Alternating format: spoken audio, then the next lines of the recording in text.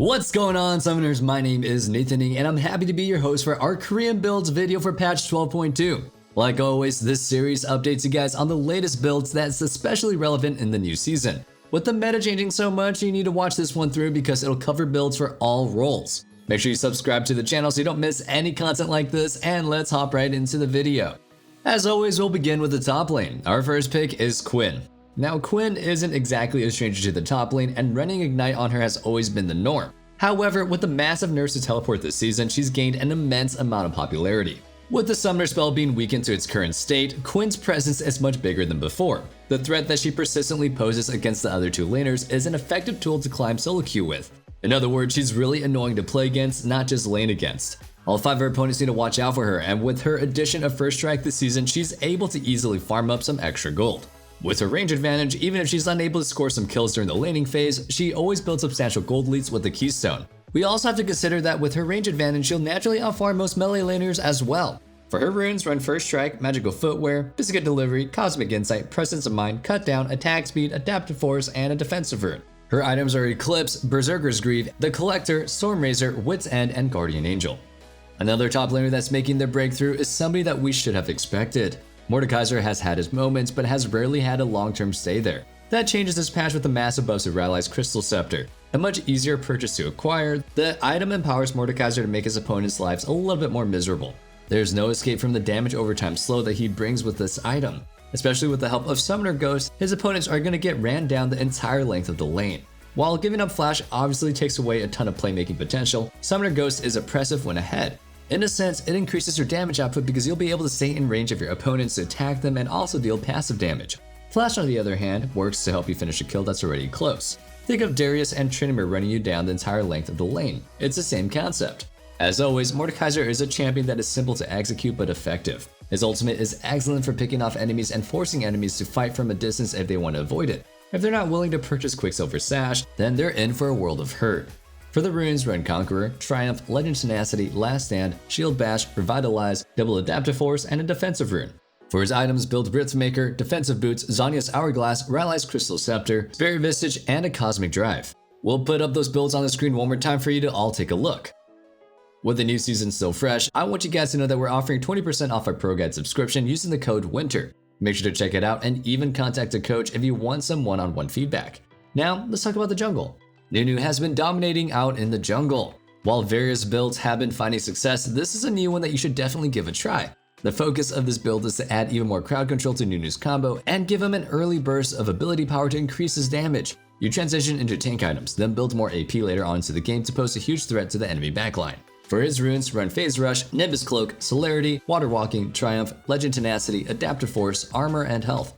For the items, build Everfrost, Defensive Boots, Dead Man's Plate, Force of Nature, Zhonya's Hourglass, and Cosmic Drive. The next jungler that we'll be talking about is Hecarim. He's also starting to make some big moves in the jungle. With so many junglers, notably assassins, receiving nerfs, Hecarim has been left untouched following several buffs that he received. At the moment, he holds a high 50% win rate.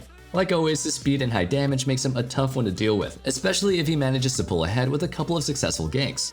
For runes, use Phase Rush, Nimbus Cloak, Celerity, Water Walking, Relentless Hunter, Cheap Shot, Attack Speed, Adaptive Force, and Armor.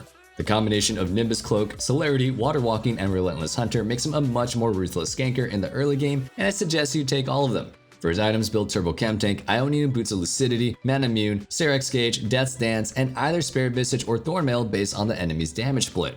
And that wraps up the jungle. We'll put up the builds on the screen one more time so you don't miss them.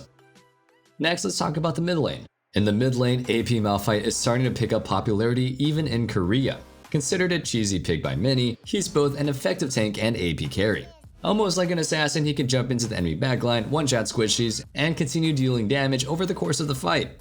This build strikes the balance between full AP and defense, allowing players to pose a threat without having to worry much about their own survival.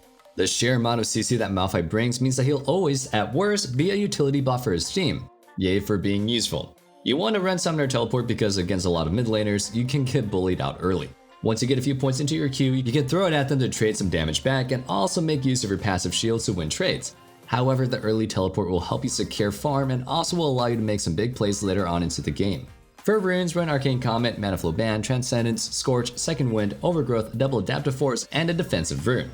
For his items, build Everfrost, Defensive Boots, Thornmail, Force of Nature, Lichbane, and Zanya's Hourglass. I'll also take a moment to ask you our question of the day. What champion do you like having on your team? We just talked about him, but I really feel like when Malphite's on your team, I just don't lose. The clarity that he provides in teamfights also helps a lot. When he ults, you know it's go time, and he often brings a lot of other power to the table. Let me know your answers in the comments down below. Another high utility mid laner that we like to talk about is Zilean. While he may not have the same backline access as Malphite, he makes up for it with his ridiculous amount of utility that he provides. He also provides some solid CC with the use of his slow and bombs. Don't forget his ultimate though. It's one of the best against overzealous enemy divers. Playing Zilean mid also ensures that when your ally respawns, they're doing so with plenty of health to spare. For his runes, you want to run Glacial Augment, Magical Footwear, Biscuit Delivery, Cosmic Insight, Mana Flow Band, Transcendence, Attack Speed, Adaptive Force, and a Defensive Rune. Glacial Augment adds to the amount of utility that he brings to teamfights, so you definitely don't want to underrate it. For items, build Everfrost, Ionian Boost of Lucidity, Archangel Staff, Zanya's Hourglass, Cosmic Drive, and Rapidon's Death Cap. That covers the mid lane build, so make sure you take a look on the screen one more time for a recap. Next up, we have the bottom lane. AP bot laners are gradually becoming more and more accepted by today's standards. Some of them are well known, while others yield high win rates with low play rates. Ahri is still warming up to the bottom lane, but she's definitely worth talking about. Her high burst damage and crowd control pair well with several other supports, as they'll always usually have enough damage to one-shot a marksman, or alternatively take a solid chunk of a tank support's health bar out. Ultimately, bot lane Ahri plays identically to her mid lane counterpart. However, given the safety that her ultimate gives her, she's one of the few bot laners that can play pushed up, but still manage to escape most ganks. For her runes, run Electrocute, Cheap Shot, Eyeball Collection, Ravenous Hunter, Biscuit Delivery, Time Warp Tonic, Double Adaptive Force, and a Defensive Rune. Her items are Everfrost, Sorcerer's Shoes, Shadow Flame, Zanya's Hourglass, Rabadon's Death Cap, and either Banshee's Veil or Void Staff.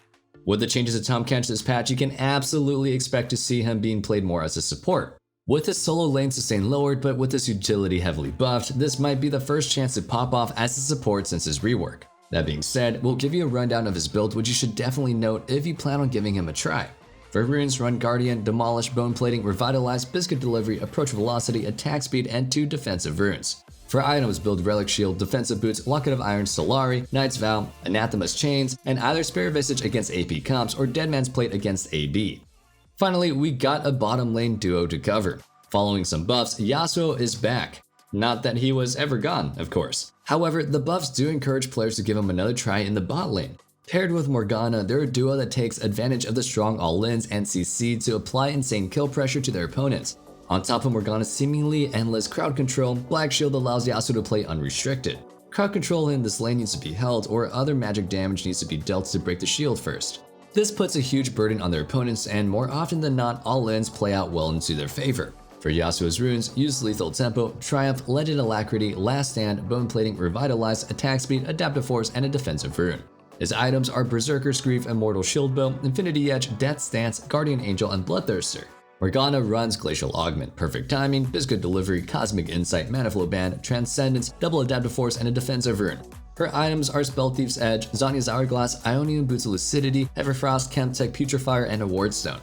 That concludes our Korean builds for patch 12.2. Hope you guys all enjoyed the video and let me know what you guys think in the comments down below. Also check out the description for a link to join our Discord. It'd be really great to see you guys there. And until next time, you know the drill. Stay safe, stay healthy, and have a wonderful day. Peace.